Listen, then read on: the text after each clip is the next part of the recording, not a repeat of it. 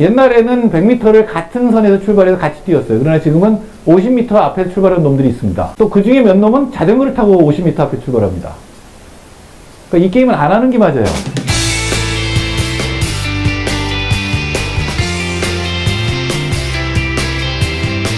부자들의 물그릇에 먼저 물을 채우면 좀 넘치고 흘러내려서 밑에 있는 가난한 사람들의 물그릇도 채워질 것이다. 내 선성장 후 분배론이죠. 파이를 먼저 키워야지 파이가 커지기도 전에 나눠 먹으면 성장 동력 자체가 없어지기 때문에 경제 성장 자체를 못한다. 그래서 우리가 신경 쓰던 성장만 하면 된다. 그리고 분배는 시장이 다 알아서 해준다. 분배는 신경 쓸 거 없다. 라는 게 트리클다운 경제야.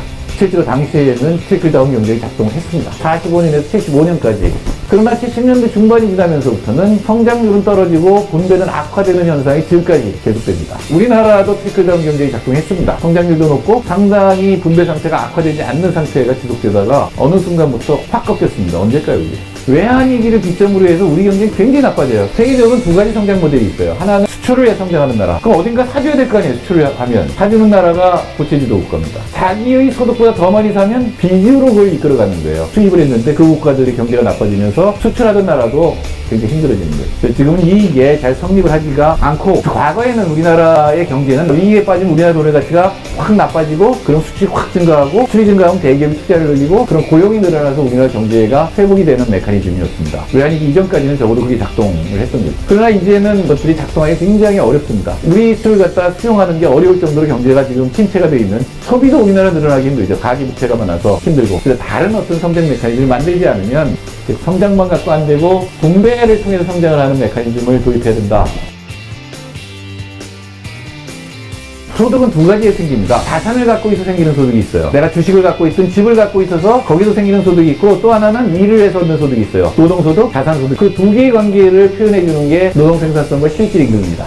실질임금은 근로소득을 보여줘요. 노동생산성은 전체적인 GDP의 증가를 보여줍니다. 전체 생산성이 높아진 만큼 실질임금이 같이 높아지면 자산소득 대 근로소득의 비는 변하지 않아요. 그러나 실질임금의 속도가 생산성 속도보다 낮아지면 자산이 가져가는 비중이 커지는 거예요. 전체 GDP 성장률이 3%인데 임금 성장률이 2%예요? 그럼 나머지는 자산 가진 사람한테 갔을 거 아니에요? 그게 자산과 노동 사이에 빈부격차가 벌어지는 메커니즘이 이겁니다. 아무리 자산값이 높아도 모든 사람이 똑같이 가지면 문제 없겠죠. 개인적으로 이게 어떻게 분배되어 있는지를 봐야 됩니다. 그걸 보여주는 지표가 바로 이겁니다. 자산을 우리나라 국민들이 어떻게 갖고 있느냐? 상위 10%, 16%입니다. 더 놀라우면 하위 50%가 1.7%밖에 안 갖고 있습니다. 아무것도 안 갖고 있다는 거죠. 이런 현상은 우리나라뿐만이 아닙니다. 전 세계가 불평등해졌어요. 근데 잘 보시면 한 나라가 압도적으로 심하게 벌어집니다. 한국이 타의 추정을 불허하는 자산소득의 비중이 높아지는 나라. 이게 PKT의 베타값. 베타값은 뭐냐면 순자산의 가치와 국민소득의 비율입니다. 베타값이 작다? 이건 뭘 의미하냐면 노동소득이 그만큼 귀하게 여겨집니다. 우리나라 계산해보니까 2000년에 5.8, 2012년에 7.5가 나왔습니다. 작년이 8.28이에요.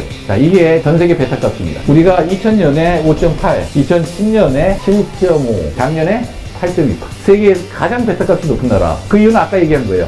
생산성과 실질임금 간의 격차가 가장 빨리 벌어졌기 때문에 베타값이 세계에서 가장 높은 나라가 됐습니다. 이때가 가장 심했죠? 신이었어요. 우리나라 얼마라고요? 7.5에 8이에요, 지금. 이 시대가 어떤 시대냐면 레미제라블 시대입니다. 여러분이 영화를 본 레미제라블 시대보다 우리는 더 불평등해요.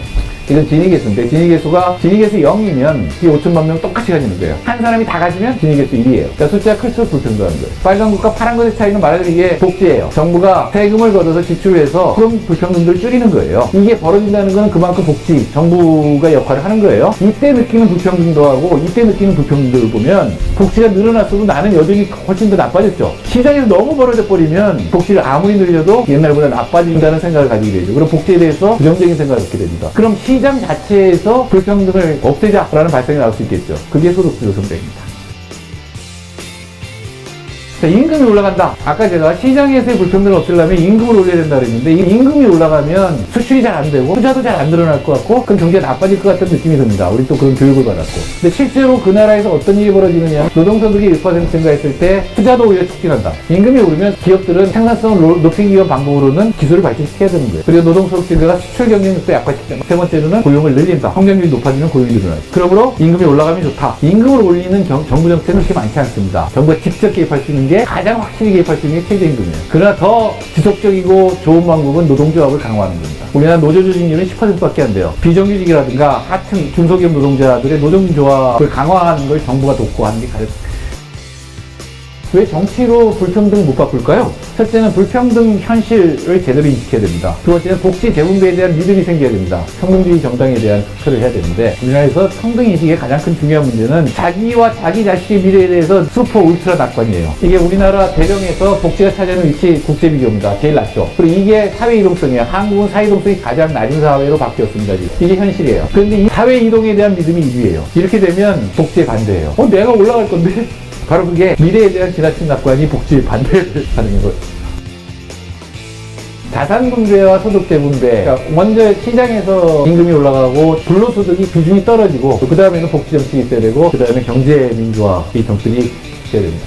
자산 위에 올라간 건 떨어져야 되고, 분모에 있는 건 올라가야 돼요. 그래야 베트값 빨리 떨어져야 됩니다. 중요한 건 소득주도 성장하고 자산 분배가 같이 가야 된다는 겁니다.